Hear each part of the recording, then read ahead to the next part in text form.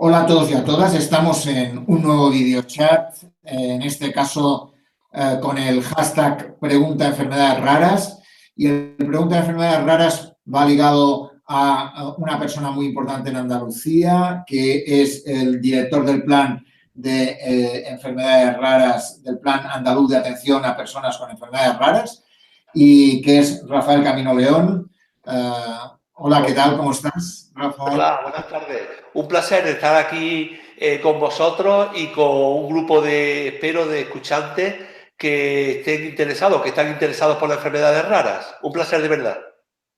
Pues Rafael Camino es médico, Universidad de Córdoba, es coordinador de la unidad de neuropediatría del Hospital Reina Sofía y es director del Plan Andaluz para la atención a personas con enfermedades raras, como decía antes.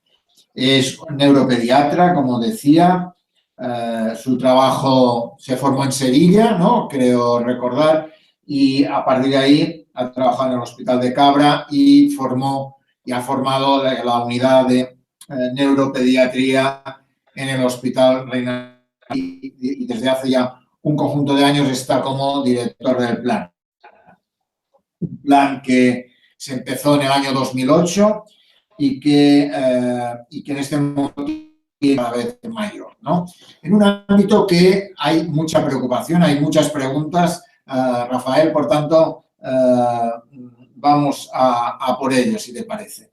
En primer lugar, una persona dice, siempre me pregunto qué es una enfermedad rara. Muy bien. Bueno, pues la verdad es que una enfermedad rara es aquella que tiene una baja prevalencia. Cuando hablamos de enfermedades raras también se utilizan otra terminología, como pueden ser enfermedades poco frecuentes, enfermedades huérfanas, enfermedades minoritarias, que es una terminología que intenta competir con la más conocida, la oficial, podemos decir que es enfermedad rara, y realmente estas enfermedades se definen por ser eso, poco frecuentes. Concretamente en la Unión Europea, es decir, en España, sería cuando aparece una enfermedad en menos de una por cada 2.000 personas, 2.000 habitantes. Eso sería una enfermedad rara. Utilizamos también un concepto que creo que es interesante que se conozca, que es que hay enfermedades que no es que sean raras, es que son tan raras, que puede haber a lo mejor 5, 10, una familia, por ejemplo en España, y se usa el concepto de enfermedad ultra rara, aquella que aparece en menos de 1 por 50.000 habitantes. Es un concepto de prevalencia. Pero aparte de un concepto de prevalencia, quisiera decir que también se pide que genere cierta discapacidad, es decir, que tenga impacto en la vida del paciente y muchas veces de su familia. Muy bien, por tanto, baja prevalencia, enfermedad poco frecuente, que es un término muy utilizado, también, como decías, muy minoritaria, así que va ligado a la prevalencia, ¿no? Incluso decías lo de de uno cada por 50.000 personas, ¿no? En ese sentido, ¿no? Así es. Y con la idea importante de que genere un grado de discapacidad, ¿no? Sí. Planteabas.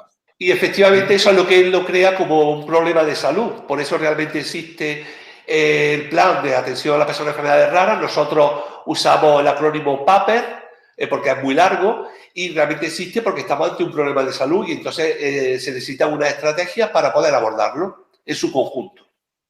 Es un conjunto. Por tanto, el PAPER ayuda a toda esa estrategia. ¿Cuántas enfermedades raras o poco frecuentes hay? ¿Y a cuánta gente? Sí. Se estima que puede haber de 5.000 a 8.000 enfermedades raras. La realidad es que eso es un acercamiento porque depende un poco del término que utilice uno como enfermedad y porque hay diferentes subgrupos, pues puede ser decir más o menos. Las cifras que barajamos siempre son 6.000, 7.000 enfermedades raras, un número creciente y afecta a un número importante de la población. Es decir, se da lo que llamamos la paradoja de las enfermedades raras, que tomada uno a uno, una enfermedad rara tiene pocos pacientes, pero si hablamos de 5.000 a 8.000 enfermedades raras, se estima que afecta hasta un 6% de la población. En términos redondos, decimos que en Andalucía puede haber cerca de 500.000 afectados, o en España 3 millones de afectados, o en Europa 29 millones de afectados. Así que hablamos de un problema visto desde esta globalidad de enfermedades raras como un problema importante. Andaluces, 3 millones de españoles y 29 millones de europeos tienen una enfermedad rara, más o menos, ¿no? Sí. Por tanto, y con unas cifras de enfermedades brutal, porque de 5.000 y 8.000 quiere decir que hay muchas las enfermedades posibles a diagnosticar, ¿no? Muchísimas. Y muchas de ellas son ultra raras, son de estas que realmente afectan a pocos pacientes. Pero sí, efectivamente, la cifra puede asombrar y cada vez además se describen más.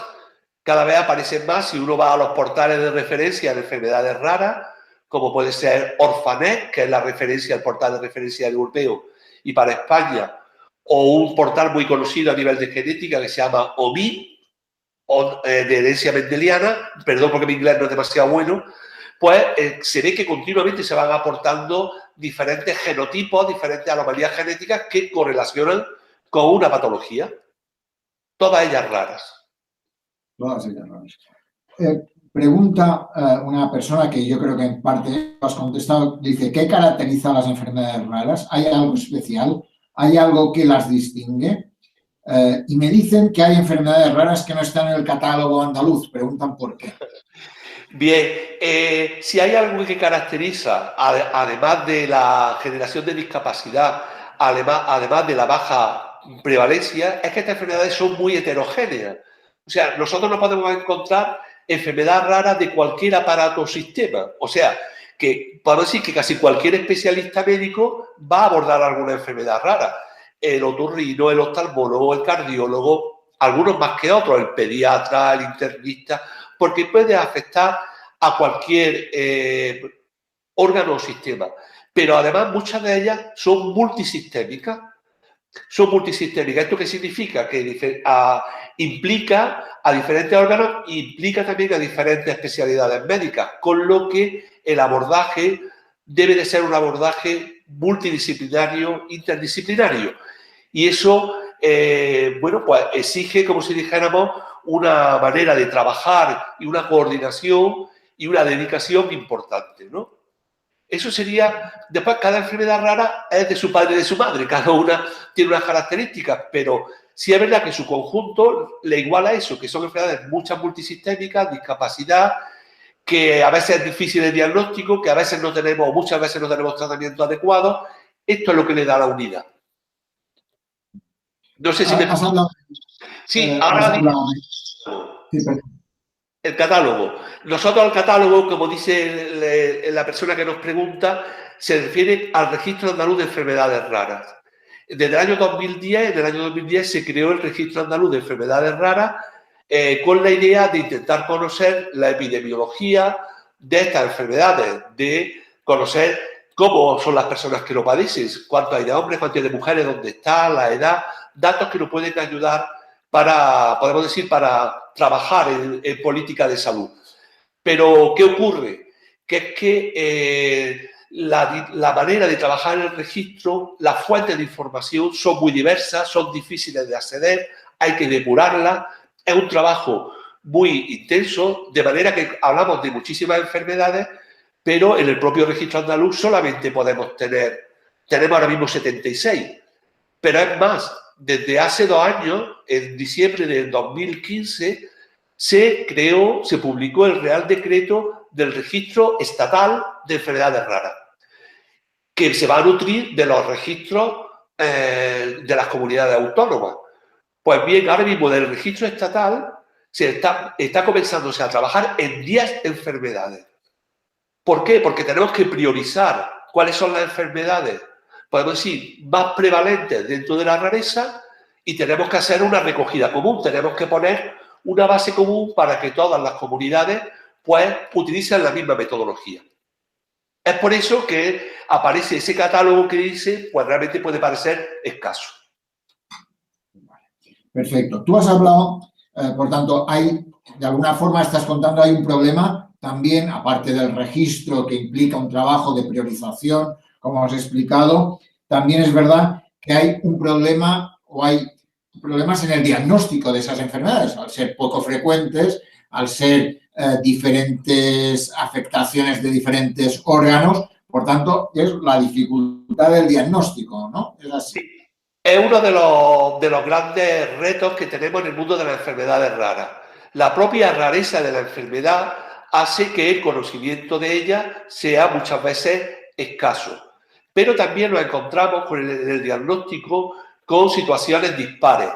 Hay enfermedades raras que el diagnóstico es sumamente fácil. Puedo poner, por ejemplo, la trisomía 21, el síndrome de Down, se diagnostica muy fácil. Una enfermedad que se llama neurofibromatosis, muy fácil. Pero hay enfermedades que afectan a uno o dos familias en España. Llegar a ese diagnóstico siempre es complejo. Porque los profesionales, y yo creo que con un buen criterio, piensan siempre antes en una enfermedad común, no que en una enfermedad rara o minoritaria. Se ha hecho un estudio a este respecto, un estudio muy interesante de FEDER, FEDER es la Federación Española de Enfermedades Raras, que trabaja muy mucho y trabajamos nosotros codo con ellos. En ese estudio en serio se trató cómo se llegaba, cuánto se tardó en llegar el diagnóstico. Un tercio de los pacientes, el diagnóstico realmente fue en menos de un año. Pero es que había un tercio de pacientes en que el diagnóstico tardó de 5 a 10 años. Entonces ahí vemos esa horquilla, esa variabilidad que tiene que ver mucho con, a su vez, la variabilidad y la heterogeneidad de estas enfermedades raras. Pero sin duda uno de los retos que tiene trabajar con enfermedades raras, uno de los retos de nuestro plan, del Plan Andaluz de Enfermedades Raras, del PAPE, es intentar acortar estos tiempos diagnósticos y en lo posible disminuir lo que se llama el no diagnóstico. O sea, que no solamente es que podemos tardar mucho en diagnosticar, sino es que muchas veces también no diagnosticamos. Y pensamos que muchas pacientes que no tienen diagnóstico a veces son patologías comunes, pero muchos pueden tener patologías raras. Y ese es un reto importante. Y hay una pregunta ligada a esta persona que hacía la pregunta sobre qué se podía hacer para adelantar el diagnóstico. Tú has dicho, uno, estamos trabajando para cortarlo. Dos, estamos disminuyendo el no diagnóstico, ¿no? Decía. Sí. Y esta persona pregunta, ¿cuáles son los principales problemas de quienes padecen una enfermedad rara? ¿Cuáles son los principales problemas? Bueno, pues, como digo, si lo intentamos verlo desde una globalidad, los problemas son, por un lado, el peregrinaje que pueden tener durante diferentes años hasta que se consiga un diagnóstico. Entonces, ese proceso la familia pues lo vive de una manera muy complicada, a veces consultando con muchos profesionales, a veces yendo a diferentes hospitales o a diferentes centros, y eso es una dificultad importante. Muchas de estas enfermedades raras tampoco disponemos de tratamientos. No disponemos de tratamientos curativos en casi ninguna y podemos hacer a veces tratamientos paliativos, tratamientos que mejoran un poco. Y lógicamente eso genera podemos decir, una cierta sensación de malestar. Realmente cuando tenemos tratamientos, muchas veces tenemos tratamientos que son caros. El gasto que tiene la familia que tiene un paciente con enfermedad rara es mayor que cuando tenemos una enfermedad común, porque en general los gastos médicos y los gastos de productos sanitarios y de fármacos también es mayor. Y entonces ese es un problema importante para ellos. Por tanto, también la idea del peregrinaje va ligado a cierta sensación de tensión, ¿no? No sé qué es lo que tiene, ¿no? Claro. Ese peregrinar para buscar hasta cuándo me van a diagnosticar, qué es exactamente lo que va a tener, va a ser muy grave, ¿no? Supongo que estas cosas también. Es una fase difícil de angustia, por eso todos los afectados y la propia FEDER inciden dentro de sus propuestas en las que más podemos trabajar o debemos trabajar en intentar acortar el diagnóstico. En este sentido, puedo decir que se está trabajando, como creo que muchos conocerán, en la medicina personalizada y podemos decir, en la mejora en las técnicas de genética molecular, ya podemos decir de genómica, que no mucho tiempo esperamos que suponga un antes y un después para el diagnóstico de estas enfermedades, porque no lo hemos comentado, pero el 80% de estas enfermedades son genéticas, van en nuestros genes, en nuestro genoma. Y entonces, si nosotros podemos mejorar la sensibilidad y la capacidad de diagnóstico de las enfermedades genéticas, vamos a tener un punto muy importante. Y esperamos que sea así pronto. Muy bien. Hay una pregunta sobre el tema del aislamiento social, que va un poco ligado a lo que planteabas ahora de ese peregrinaje tan hace que la gente se sienta un poco... dice, ¿qué hacen ustedes ante el aislamiento social al que tienden los pacientes y la familia? ¿No? Y plantear un poco también el tema que hace FEDER en ese sentido, ¿no? Bueno, si son FEDER puede ser una solución. Claro, no todas las asociaciones y no todo... Primero, no todas las patologías tienen asociaciones y después no todas las asociaciones están en FEDER. FEDER es, lógicamente, la más potente porque incluso el abordaje de las enfermedades raras en Andalucía, incluso a nivel estatal, pues partió del empuje de FEDER, ¿no? Y está haciendo un trabajo encomiable, hace un gran trabajo. Pero, claro, hemos dicho que cada enfermedad es diferente. Yo creo que el término aislamiento quizás no sea correcto. Estamos diciendo que son enfermedades crónicas, son enfermedades discapacitantes. Entonces se genera unas necesidades, podemos decir, sociosanitarias muy importantes. Entonces, realmente es más el abordaje, la necesidad del abordaje social y de intentar ayudarle en estos temas sociosanitarios más que haya un aislamiento. Aunque de por sí enfermedades que generan discapacidades de alguna manera pueden hacer que tiendan a ese aislamiento. Muy bien. Por tanto, no es tanto un tema de aislamiento, como decías, ¿no? Sino que... Un abordaje sociosanitario. Necesitan mucho un abordaje sociosanitario. Ahí entraría lo social. Y a muchas veces también lo laboral. Cuando hablabas del grado de discapacidad, de alguna forma también va ligado a eso, ¿no? En ese sentido, sí, efectivamente, ¿no? Claro. Entonces ya, claro, depende de la patología porque, y no es lo mismo una patología rara que sea degenerativa, como puede ser la esclerosis lateral amiotrófica, la ELA, tan de moda y en la que estamos trabajando también mucho dentro del plan, que enfermedades que sean, podemos decir, crónicas, pero que no sean progresivas, donde adaptarse también a esa discapacidad pues, puede resultar más fácil dentro de lo difícil. Perfecto. Pues hay una pregunta sobre que puede tener cualquier médico para diagnosticar y tratar una enfermedad rara. Perdona, la primera parte del enunciado se ha entrecortado. No te escucha, repítemela. Perdona, dificultades de cualquier médico para diagnosticar y tratar una enfermedad rara, ¿no? Dice, sí. Pregunta si es difícil y cuál es el mejor especialista para hacerlo. Bueno, pues tenemos la mala noticia de que no existe un Dr. House. Eso de la televisión. Es muy difícil pensar que haya un experto en enfermedades raras cuando hablamos de que afectan a diferentes órganos y sistemas y que pueden ser pues, de muchos tipos de categorías, ¿no? Es verdad que hay especialidades y que están más en contacto con estas enfermedades, como puede ser la propia pediatría, porque hemos dicho que 80% son genéticas, 2/3 de ellas debutan en la edad infantil, luego el pediatra es un profesional que está acostumbrado a abordar las enfermedades raras. Muchos internistas pues sí abordan enfermedades raras. Tenemos la suerte de contar, por ejemplo, en Sevilla con una unidad de enfermedades minoritarias para la patología del adulto, donde trabajan muy bien y conocen bien algunas de estas enfermedades, pero no existe profesional que sepa todas las enfermedades raras. A mí cuando voy a alguna charla y dice el doctor Camilo, experto en enfermedades raras, es lo primero que aclaro. Ya quisiera yo. No puede ser, ¿no? Pero en cualquier caso, sí que es verdad que hay personas que están más en contacto por el tipo de síntomas que pueden dar esta enfermedad y por la edad de aparición. Por tanto, tú no eres el especialista en enfermedades raras, aunque tienes la idea de las raras en tu cabeza perfectamente. Lo que nosotros tenemos que intentar, creo yo, y creo que la capacidad de los profesionales y el interés de los profesionales de nuestro sistema sanitario está bien demostrado en la mayoría de ellos, es que uno debe de saber mucho de la enfermedad rara que tiene en su cupo, por ejemplo, en sus pacientes, o debe de estar al día de la enfermedad rara del paciente que diagnostica en un hospital.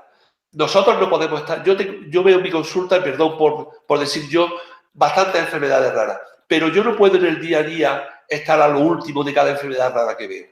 Eso sí, cuando yo tengo citado a un paciente con una enfermedad rara, el día de antes me miro qué es lo que hay nuevo de esa enfermedad para poder ofrecerlo y poder estar al día y poder ofrecérselo a nuestros pacientes. Perfecto. Hay una pregunta sobre costes.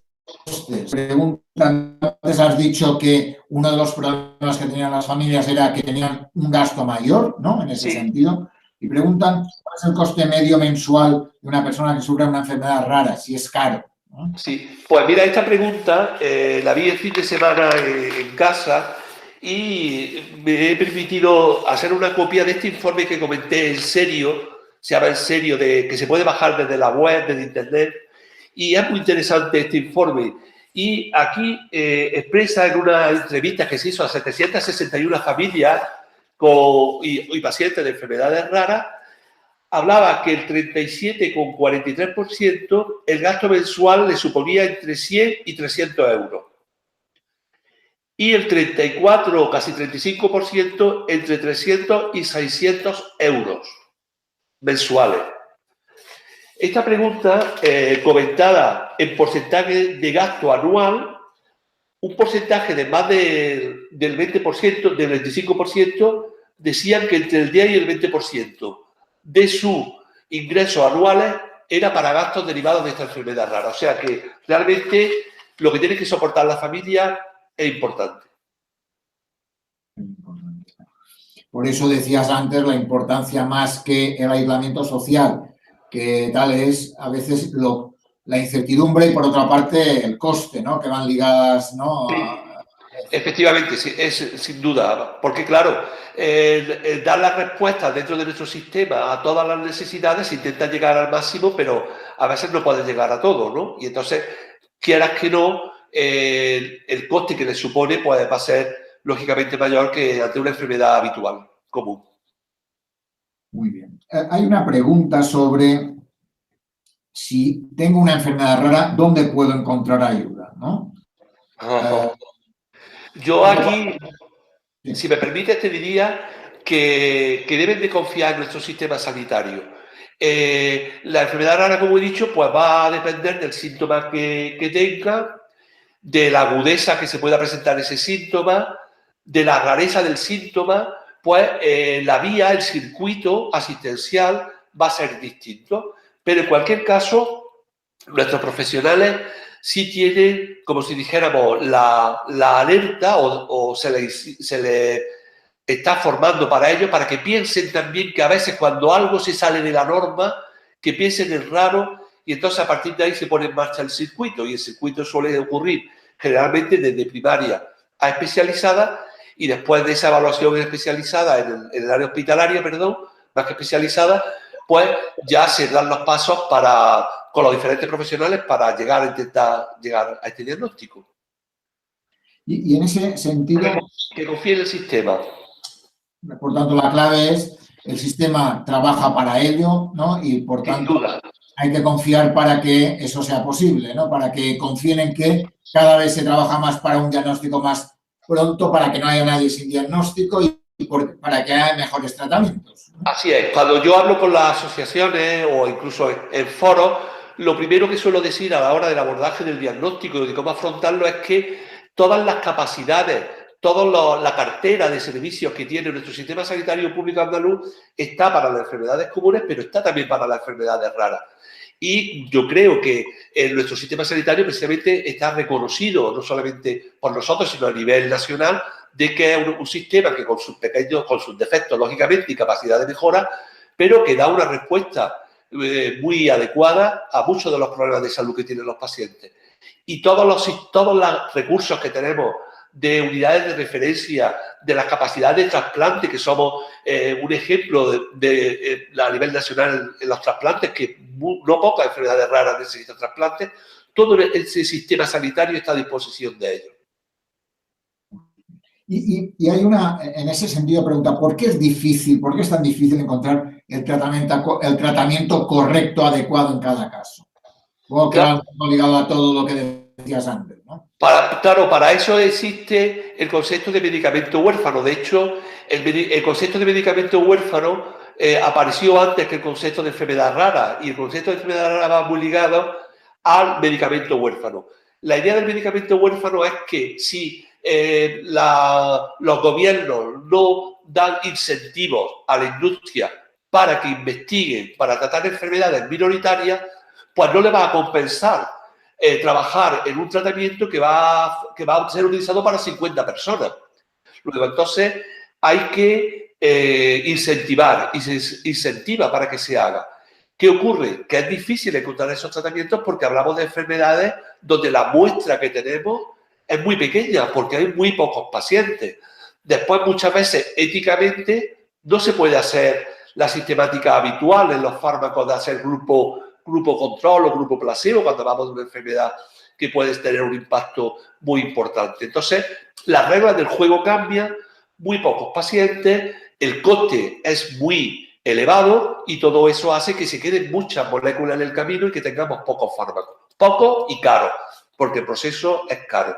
El 10% del gasto farmacéutico, más o menos, actualmente en nuestro sistema sanitario es para enfermedades raras. Para medicamentos huérfanos.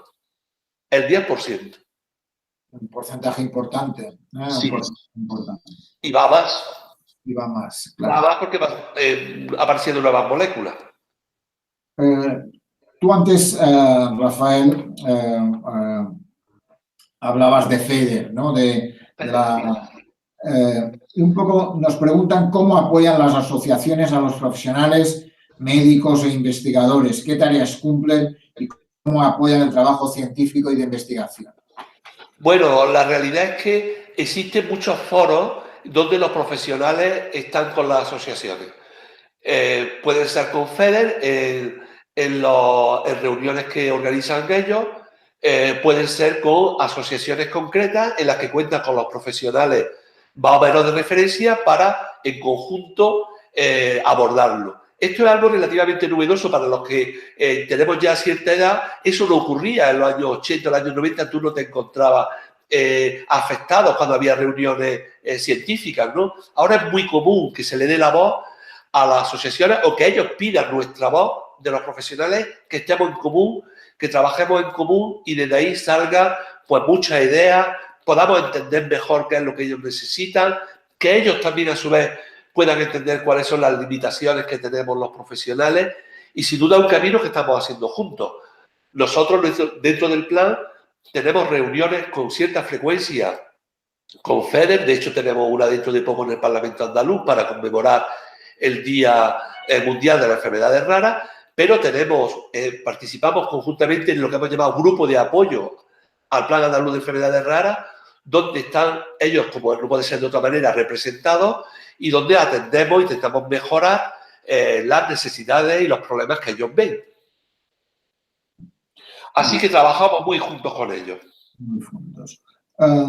Y un poco dicho de otra forma, y una pregunta es, ¿cómo pueden los médicos y enfermeras apoyar el trabajo de las asociaciones de pacientes?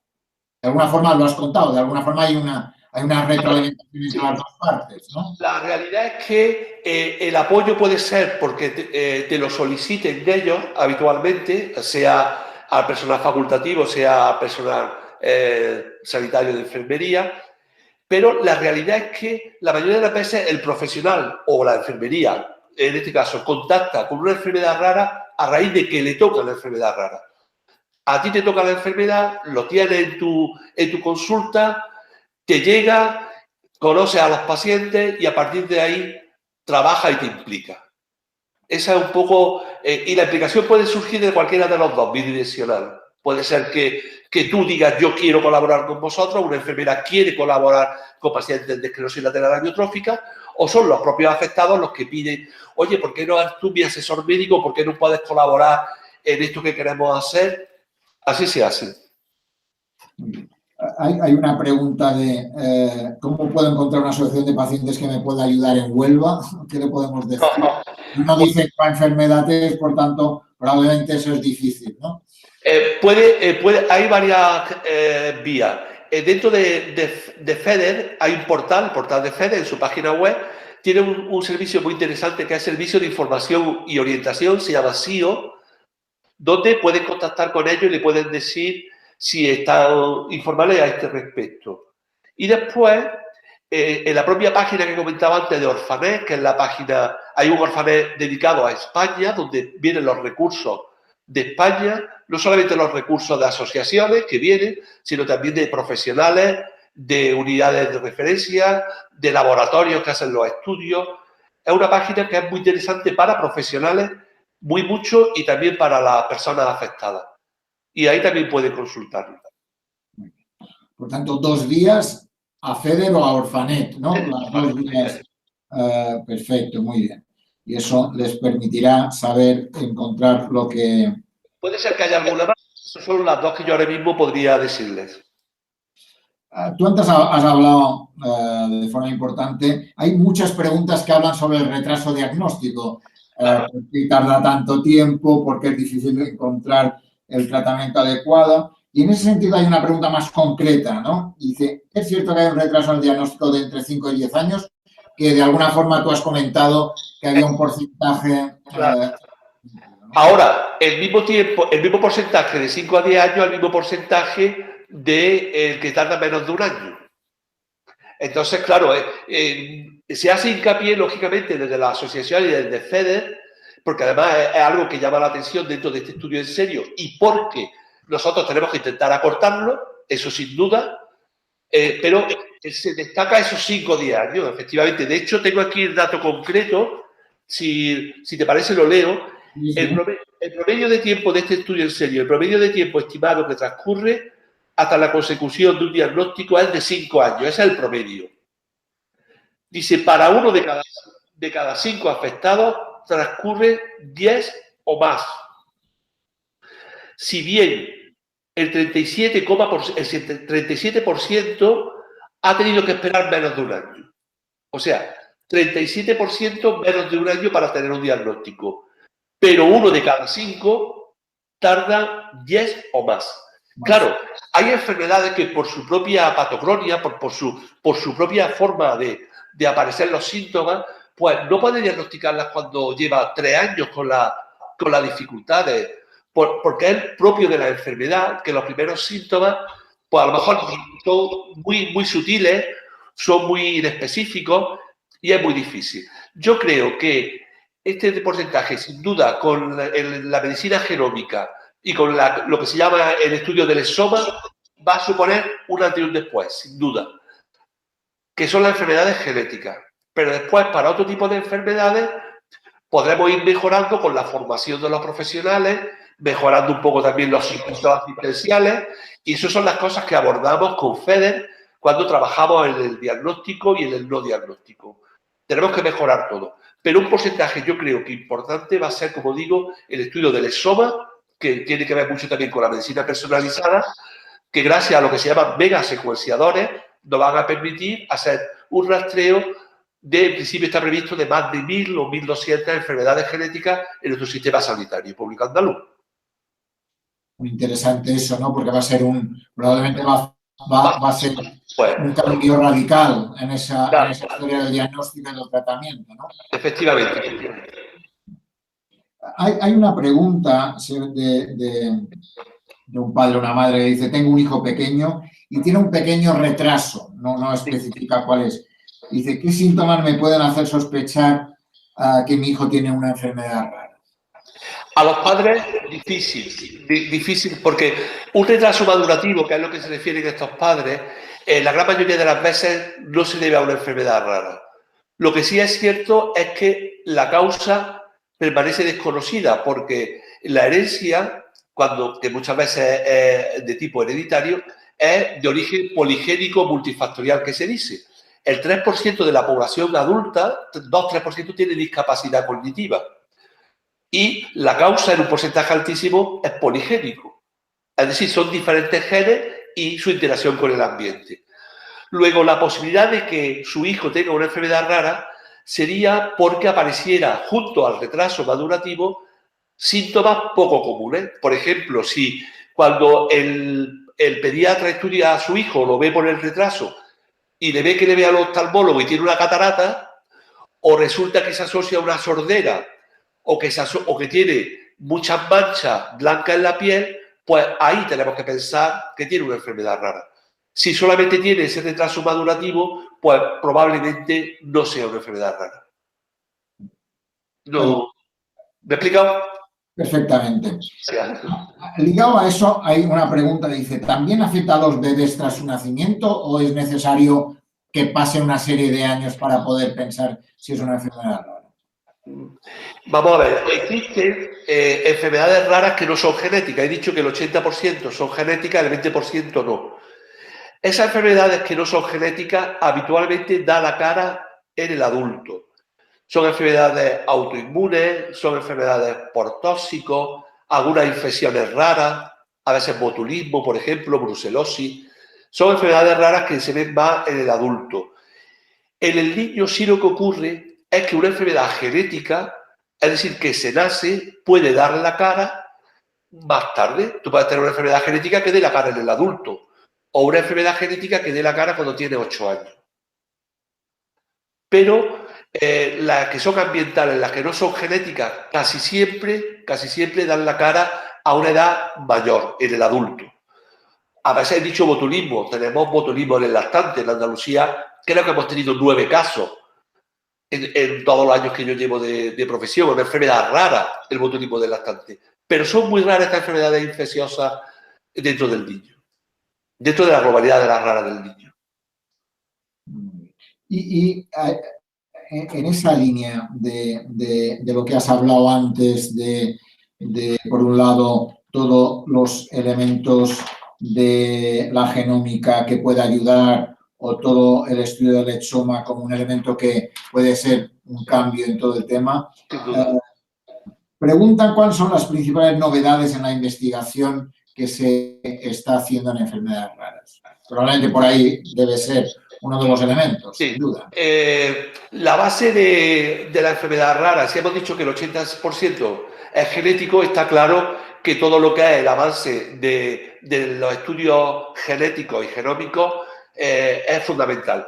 Les pongo el ejemplo de una tecnología que ya se hace casi de rutina, pero que hasta hace 4 o 5 años no se hacía de rutina y que ha permitido diagnosticar muchas enfermedades raras, que se llama Array-CHG. Esa es una técnica que ya se hace prácticamente en todos los hospitales andaluces y que ha permitido llegar a diagnósticos genéticos y supuso un gran avance. Pero hoy en día, cuando hablamos de avance en genética, hablamos de avance en genómica y hablamos del exoma. Y eso es lo que vamos a poner en marcha en breve. Claro, ahí se escaparán lógicamente enfermedades porque algunas no estarán ni todavía ni conocidas, ¿no? Pero sí que nos va a permitir avanzar en un porcentaje, que no me atrevo a decir cuánto, pero en un porcentaje significativo, bastante significativo.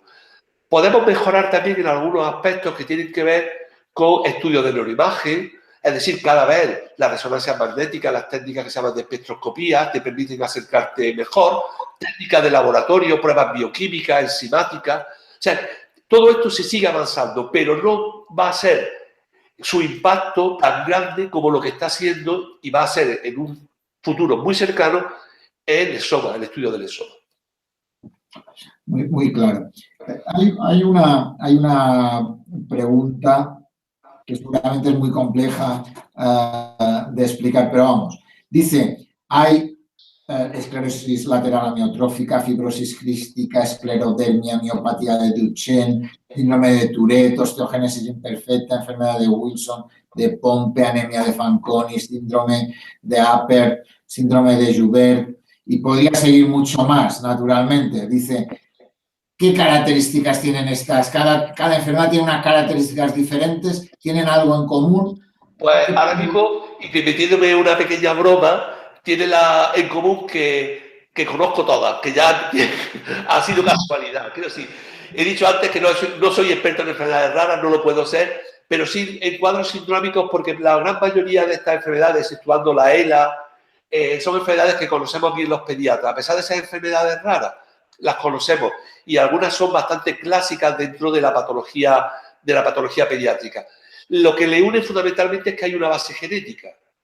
Eso es lo que le une, porque después cada una es muy diferente. Nada tiene que ver la fibrosis quística, que por suerte desde el año 2010 lo cribamos en Andalucía y eso ha supuesto un cambio muy importante a la hora del abordaje de estos niños con fibrosis quística. Está dentro del programa de cribado neonatal. No tiene nada que ver la fibrosis quística, por ejemplo, con el síndrome de Joubert, que es una patología del cerebelo, donde hay un impacto importante con hipotonía, retraso madurativo, etcétera. O no tiene nada que ver con la enfermedad de Wilson, ¿no? Que es una enfermedad genética que puede dar sintomatología en el niño, pero generalmente la da en el adulto. Bueno, así podríamos repasar por algunas de las que han comentado. Tienen alguna característica común, que es lo que define a las enfermedades raras. La mayoría son genéticas, la mayoría generan discapacidad, tienen impacto, puede llegar a ser difícil el diagnóstico en alguna de ellas. No tenemos tratamientos claramente efectivos. Esa es la realidad del mundo de las enfermedades raras y en este grupo yo creo que se entiende bien. Por tanto, yo creo que ya has pasado nota, ¿no? En ese sentido, ¿no, Rafael? De todas formas, hay una pregunta rara, diríamos, en ese contexto. Dice, ¿cómo puedo averiguar si mi médico sabe realmente sobre mi enfermedad rara o ha tratado a gente con mi enfermedad antes? No me he enterado, repíteme la pregunta, perdona.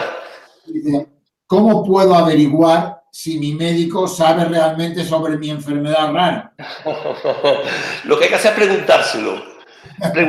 Muchas familias, eso es una labor, podemos decir, que nosotros hacemos con las familias, porque mucha gente se enfada de que su médico no sepa. Oye, es que mi hija tiene un síndrome de Rett y es que no sabe lo que es el síndrome de Rett. Claro, yo le tengo que explicar a la familia y hacer pedagogía y decirle, mire, es que su médico, y más de primaria, no puede saberse las 7.000 enfermedades raras, que no me las sé yo.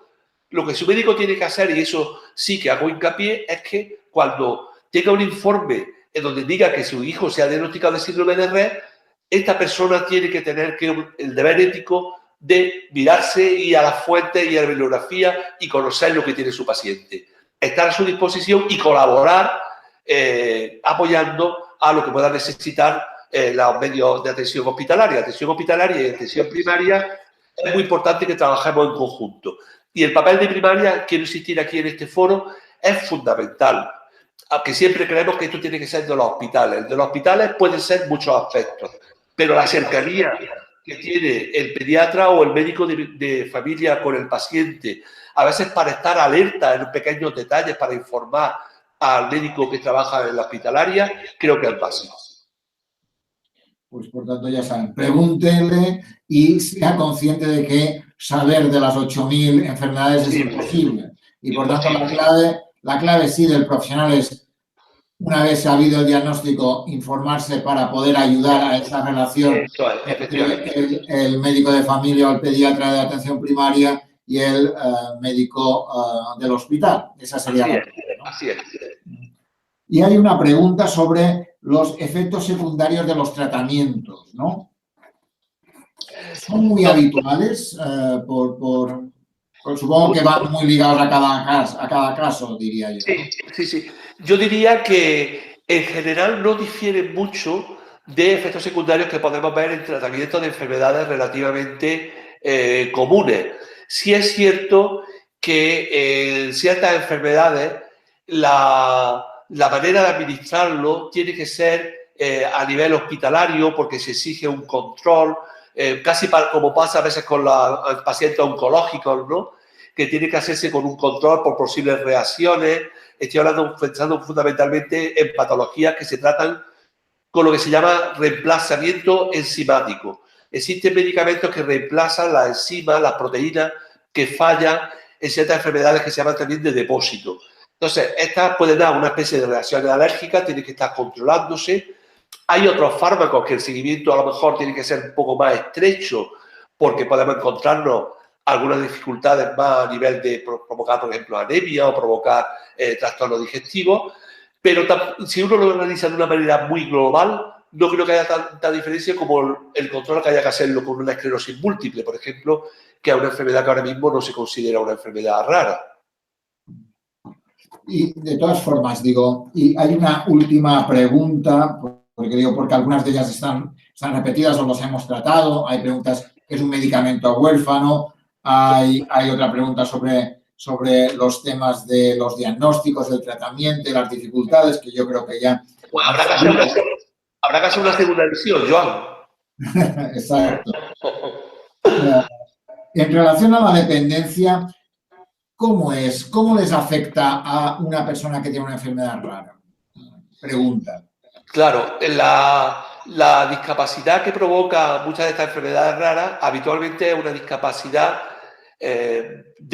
amplia. Esta discapacidad puede ser fundamentalmente o solamente física, puede ser lo que es muy común, una discapacidad física, sobre todo en los niños, discapacidad física y discapacidad de tipo cognitiva o discapacidad de tipo sensorial. Claro, no es lo mismo la discapacidad. Por ejemplo, tuvimos hace poco una reunión de unas enfermedades raras oculares. Claro, una enfermedad ocular que solo afecta al ojo, la discapacidad, lógicamente, una discapacidad visual y afecta, pues como nos podemos imaginar, pues en este sentido a la falta de la visión, ¿no? Pero después hay otras enfermedades donde te afecta la visión, te afecta la audición, te afecta, podemos decir, a nivel global, y esa discapacidad es muy, muy severa. Y después está el problema, podemos decir, tan duro, que por suerte no es lo más común, de las enfermedades que son progresivas. Las enfermedades que son progresivas o que son degenerativas, en las que se van perdiendo capacidades, se van perdiendo habilidades, se ven tanto en la patología del niño como la del adulto, y ahí el abordaje de esa discapacidad es muy complicado. Es muy complicado. La discapacidad, en el fondo, nosotros la enfermedad rara lo que tienen son síntomas. Entonces, si tú tienes una discapacidad cognitiva, mental, los problemas que te va a dar es la misma que si tienes una discapacidad mental por haber tenido un problema de una meningitis neonatal, por ejemplo, ¿no? O si tienes un problema motor parecido al que tienes con una parálisis cerebral, que es un problema motor típico, pero no es una enfermedad rara.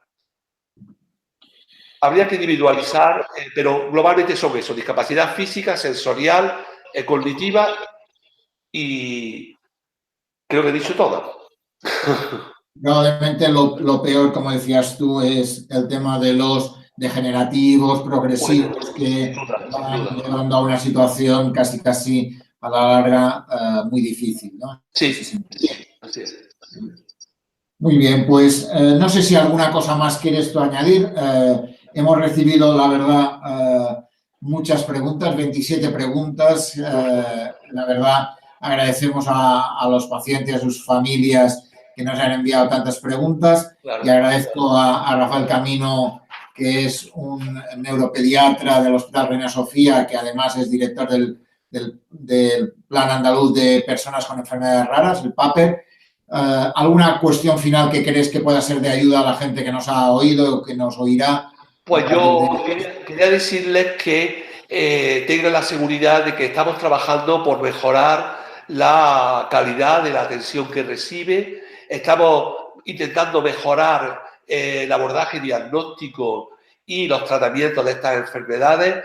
Estamos formando ahora mismo concretamente a un número importante de profesionales en patologías raras del adulto a través de un curso MOOC en Diamante, y que estamos preocupados y ocupados por dar la mejor atención y por ayudar y estar con las familias con enfermedades raras.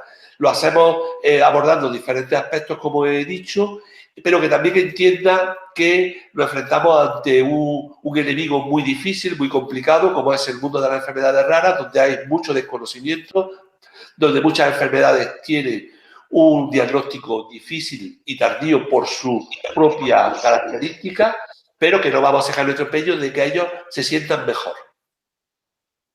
Y, por supuesto, dar las gracias a vosotros, que ha sido un placer. Pues ya saben, nosotros desde la Escuela de Pacientes estamos abiertos a colaborar con el PAPER para poder hacer alguna reunión conjunta, para poder trabajar en ello con el próximo que haremos, para seguir ahondando y seguir contestando a preguntas, porque una de las claves para la gente es tener información como un elemento para quitar incertidumbres, para poder, a veces, a gente que pasan los días y no encuentra la solución que uno quiere, ¿no? Así es. Agradecemos. Pues muchas gracias, Rafael Camino. Gracias a todos.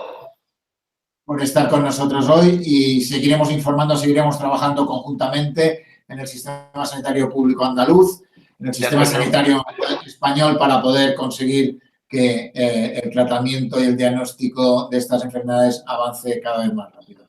Muy bien. Muchas gracias. Gracias. Hasta luego. Adiós. Hasta luego.